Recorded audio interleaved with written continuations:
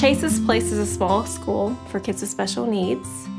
We've been around this is our 12th year, and there's no other school like Chase's Place. I mean, it's just such a special place for special kids. Our goal really is to teach independence for these kids to the best of their ability. There's just no other place that I've seen like it, certainly not in this area. We take the most challenging of children, and we love them and care for them, and we do what's best for them. The families are a very important part of our program. They're a part of the planning of the goals and implementation, and we try to do what we can to support them at home. Oh my gosh, these families. Are they not the most amazing people? I mean, really. I have typical children, and I know the challenges of having typical children, and there are plenty of those challenges. But that is nothing compared to what these families have to work with. It doesn't matter your culture, it doesn't matter your socioeconomic status.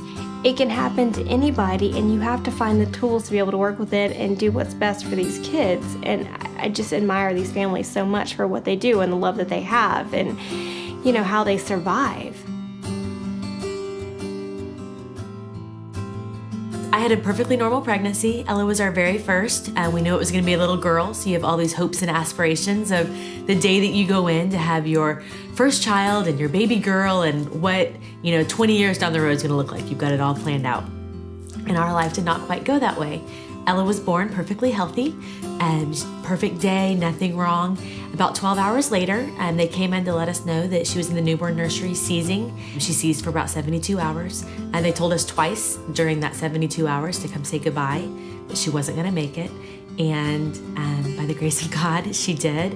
When we left the NICU a month later, we thought we have no idea what we're getting ourselves into, and we didn't. They didn't have really any clue what the rest of her life was gonna look like. And slowly but surely in that first year, we realized how delayed she was. At a little before her first birthday, they diagnosed her officially with cerebral palsy, which just means that she has a brain injury that affects her motor coordination.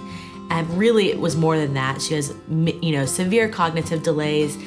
The neatest thing about Ella is the fact that she never lost her joy. She has been joyful since the day she was born, and we knew that she was just gonna be this sweet bundle of joy. We weren't really sure what to do with her from that point on. When you're a parent of a special needs child, it doesn't go away when they're 18. They don't go off to college. A lot of times they don't get married and a spouse takes care of them. They're yours. They're in your house and your responsibility until one of you's gone. And there's just such an overwhelming sense of responsibility there, and then it just doesn't end. Sarah has a syndrome called CHARD syndrome. It's a leading cause of deaf-blindness. She communicates to us through sign language. She has behavioral issues. She's had 30 operations to date, 2 of which were heart repairs. One of them was really substantial. So early on, the first 4 years of life were really, how do we keep her alive? She's had 3 strokes. She's learned to communicate through sign language. She was fed through a tube for 9 years. But then as we looked towards the next level, which was how does she develop in society, really the only thing I was looking for and how I found Chase's Place was, what is a place that can handle her? Where is she going to be safe? I think everybody needs a peer group and everybody needs some friends, and they need to grow up with other people, and to see kids that are like them doing things that they're doing it advances the development of what these kids do. Sam is our oldest of 4. When he was born, there were no indications that anything was going to be anything but normal childhood. 4 or 5 months, things started looking a little different.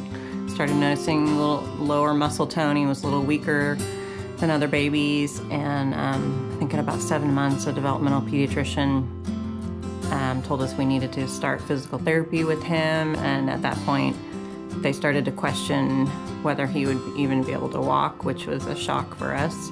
Of course, now that seems like a mild thing to give up.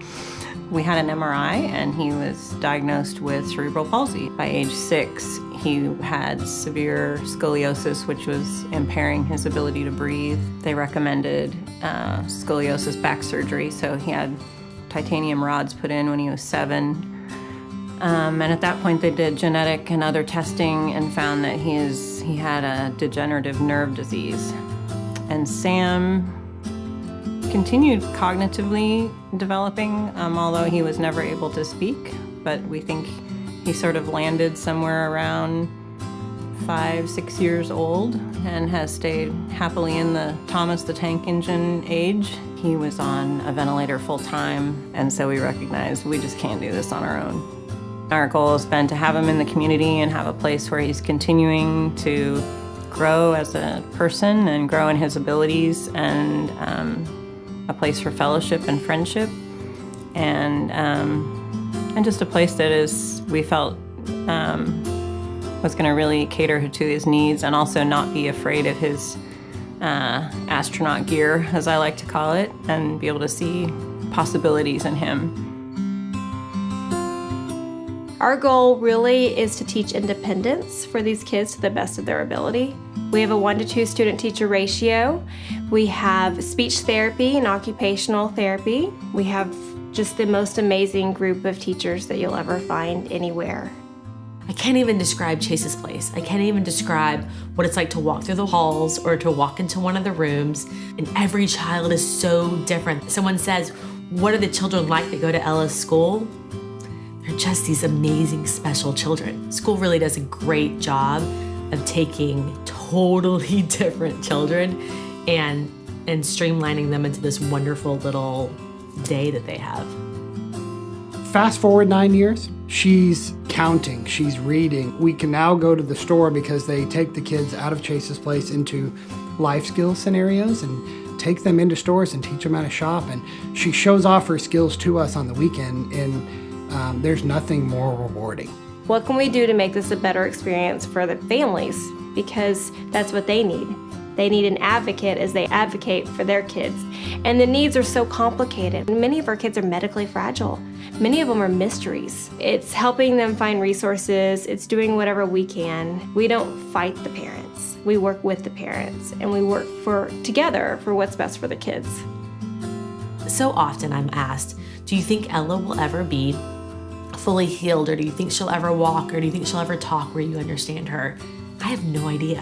And the school does such a phenomenal job of taking what we're working with and expanding that every single day and helping her make better steps to be the best Ella.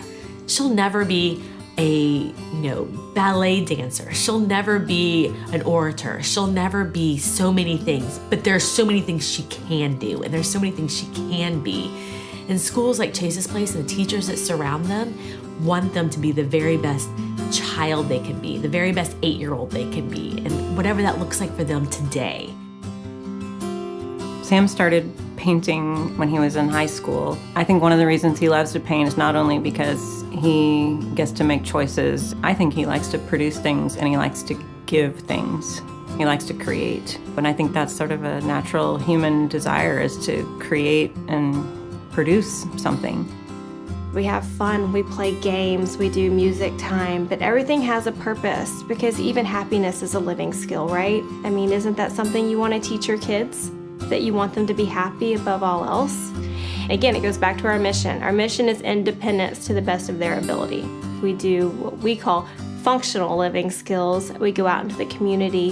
They are learning how to eat at a table together. They are learning how to go to a restaurant and order food and sit down like you would with your family. Years ago, families would have just put these kids in an institution, and they really would have. They would have been put away, and nobody in society would see them, and nobody would even know that they existed. We are the absolute antithesis of that. We want our kids out in the community. We want them to be able to function in society at their best ability. The goal is to get them out there, and it works both ways, because not only are they learning, but also the community is learning about them, and they're learning about what they can do. They're learning about their abilities, not about what they can't. And that is so important for everybody, because they are a part of our society. They're very important members of our society. And it really would be a shame for them to be hidden somewhere and not being a part of it, because then everybody loses. There's a lot of people out there that need these services. There's a lot of people out there that are like Sarah that could benefit from a place like this, and we need people's resources to help us get there. You can provide a spot for a child whose parents will never be able to afford a school like Chase's Place, but because of a donation, a family who struggles so desperately just to make ends meet for medical bills and appliances and all of these crazy things that are involved with these children, when you can give that parent that spot for that child, you are giving them hope, you're giving them reprieve, you're giving them a small glimmer of sunlight behind a very dark cloud. I go to work every day and I see the challenges that these families have and how different their life is from mine. And I think, what can I do to make their lives a little bit easier? And anything that you can do to help Chase's Place, it makes the lives of these families just that much easier. If you really want to make a difference in the lives of children who cannot advocate for themselves, the most at risk in our community, Chase's Place is a great place to start.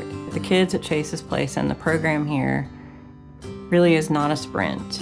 It is a marathon of investment in them with great possibilities.